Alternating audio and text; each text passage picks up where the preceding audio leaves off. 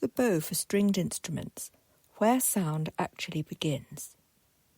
When people think about string instruments, they often focus on the left hand, finger placement, accuracy, notes. But it doesn't take long in our training to realise that it is the bow that holds the secrets of success. The bow can kill music or resurrect it. The bow is where sound actually begins. Without a bow, a string instrument is silent. The left hand chooses pitch, but it does not create sound. The bow sets the string in motion. It determines whether a note speaks, whispers, resists, or collapses. This is why the bow should not be treated as an accessory. It is the breath of the instrument. Physically, the bow is a flexible system designed to balance grip and ease. The hair catches the string, pulls it slightly out of place, and then allows it to snap back. This repeating cycle, known as stick-slip motion, is what produces sustained sound.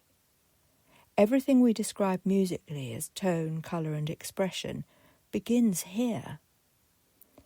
Across violin, viola, cello and double bass, the principles remain the same, even when the proportions change. The bow has weight, but it should not press.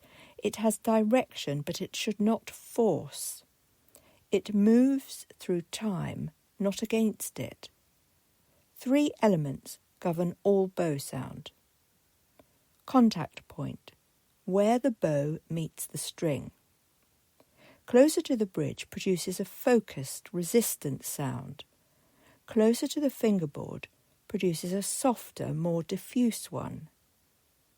Speed, how fast the bow travels. Slower speed allows the string to speak fully. Faster speed increases energy and projection. Weight, the natural mass of the arm transferred through the bow. This is not pressure from the fingers. It is gravity, allowed rather than applied. These 3 elements are always in relationship. Changing one requires adjustment of the others. When beginners struggle, it is rarely because they lack talent. It is because one element has been isolated from the system. The bow also teaches listening in a way the left hand cannot. Intonation errors can sometimes hide briefly. Poor bow contact cannot. The sound tells the truth immediately. This makes the bow an honest teacher, but a cruel one. Importantly, the bow responds differently depending on the instrument. A violin bow reacts quickly and rewards lightness. A viola bow requires more time in the string before sound blooms. A cello bow carries greater mass and demands patience. These are not value judgments, they are physical realities. Understanding this removes the idea that one instrument is easier or harder than another. Each simply asks for a different relationship with time and weight. For many players, the bow is also where tension first appears. Gripping, locking the wrist, forcing volume. These habits usually come from anxiety rather than intention. The bow does not need control in this way.